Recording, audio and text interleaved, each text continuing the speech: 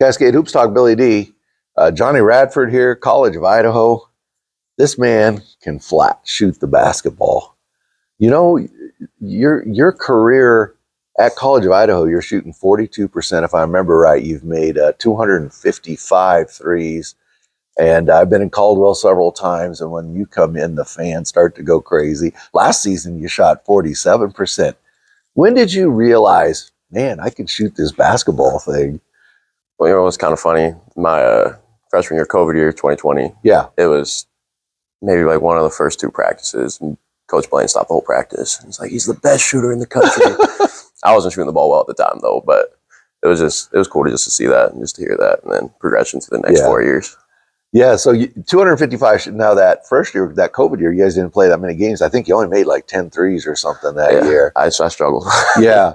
But you this year, I think I don't remember what you are this year, but you're 42% for career, and you hit 47% last season. So what does that mean to you when you come in and the fan, those fans are just waiting for you to hit that three? I mean, they love you there. Yeah, it's super cool. I mean, when you get in and you don't hit the first one and you see everybody, it's like, oh, you gotta shoot the next one. Yeah. So, I mean, it just gives you confidence when you go in. So you got that typical shooter's mentality. Next one's going in. Yeah. Yeah. You got to, don't you? Yeah. Our assistant coaches always talk about it. Like, you missed three, the next one's going in. Exactly. So it just started to resonate with me.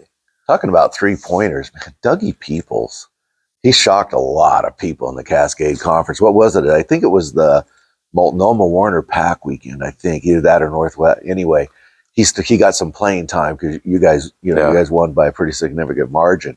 And he filled it up. I think he scored 24 at one of those places. Yeah, he's filled it up a couple times for 20 points or more. And, I mean, you look at the guy and you're like 6'4", skinny, but he can shoot the ball and he can play. Yeah. He has a really unorthodox shot, but he gets it up so quick. It is.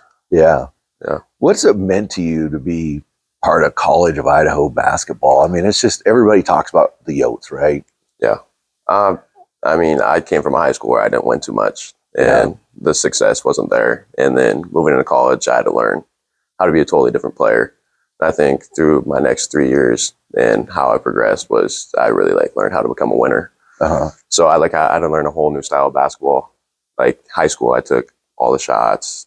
I barely played defense because I had to stay in the game or else we weren't going to be in the game. Exactly. Okay. Yeah. So I didn't really play defense or nothing like that. So I had to learn a whole new style of basketball and learn how to play winning basketball. So I think that's been what's been really cool about being a Yote.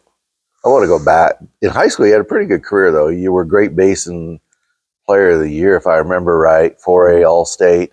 I want to ask you about a game. Do your high school, the guys you went to high school with, when you're home, do they talk about you scoring 51 points against Burley in overtime? Or do they talk about you being an NAI national champion? They more bring up the 51 points. That's what I thought. That's why I asked you.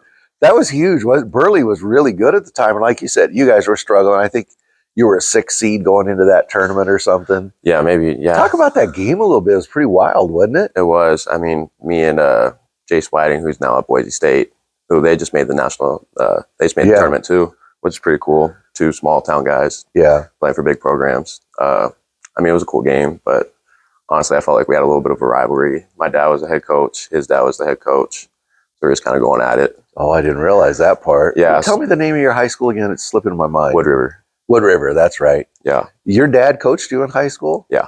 Oh, okay. Yeah. What was that like? A little different than Coach Blaine. Obviously, you can't really go up Coach Blaine. Me and my dad always bumped heads a little bit, but maybe a little bit. It was just father-son. It's just competitive. We both are. He played college basketball too, coached college basketball. So, I mean, there's still competitive drive, and I had the same one too, so you bump heads a little bit more. Cool. I didn't realize that. It was a really cool experience, though. So all season long, really for the last 2 years, every gym you walk into, you guys got a target on your back. I mean, what are the road games been like this season? I think probably one of the funnest road games is definitely OIT. OIT has kind of the same environment as us when we're at home. But going there, too, they're loud. They have a great fan base, too. I just feel like that's always just our rival in this conference. What about some of the other smaller schools, though, where they jam those gyms up, like up in Northwest? It gets so loud. It only holds, 350 people or something? But, yeah, those gyms get loud. It's super weird going from C of I to a Northwest gym. Small environment, but, I mean, we love those little environments just because it gets loud. And like Northwest gave us a game on their senior night. Yeah. They were making a lot of shots. The gym was loud. So, I mean, it's just a totally different environment. Northwest is a hard place to play, I think. It's so tight. It's just tight. Them and Evergreen. It's always weird going up there, but you just have to find a way to win. Yeah. Yeah. Now you, one place, I know we're talking a lot of Cascade Conference here, but you guys go to Corbin. And Corbin, I found, is always tough. And I mean, those guys bring it every night. Mm-hmm. Taylor Kelly is a very good coach there. Yeah.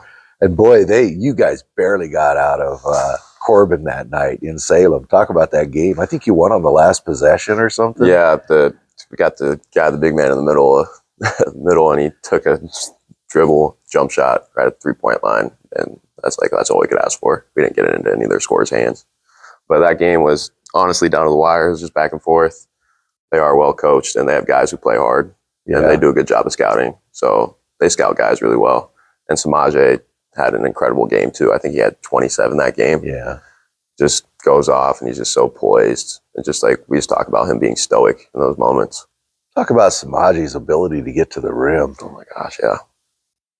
And he's added the 3-pointer this season. He's he's really shooting the ball well. You see guys back off. I think it happened yesterday. Somebody, I don't remember who I don't remember the situation, but somebody backed off him, and Samaje stood there for a long time. It's like, are you going to step up here?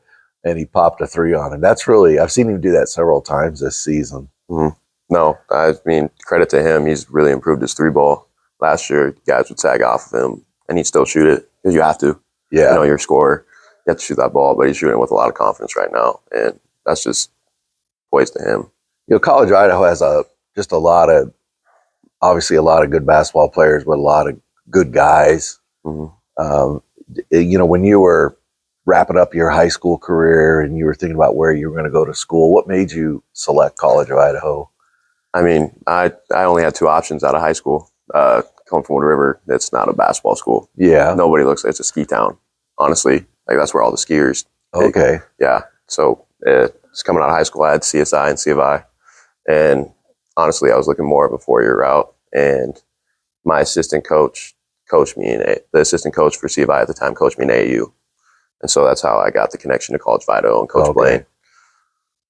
And it's worked out really, really well for you. Yeah, I wouldn't trade it for anything.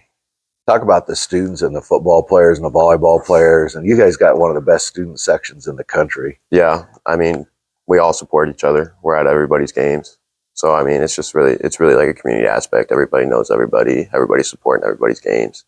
It's really cool. You know, I was just talking to Jake. All 4 first, number 1 seeds are in the Fab 4. What is it going to take for you guys to break through here in these next 2 games? This is going to be a battle royal. What do you guys got to do? I think we just stick to what we've done best all year. I mean, obviously our ticket's been confidence in the way we play our zone. I just think if we stay confident and just know we can do our game plan. Yeah, absolutely. Everything's going to be okay. We're going to be happy with either result. Well, I wish you a ton of luck as you move forward, Johnny. Thank you very much. Thank you. I appreciate it. Johnny Radford, College of Idaho basketball.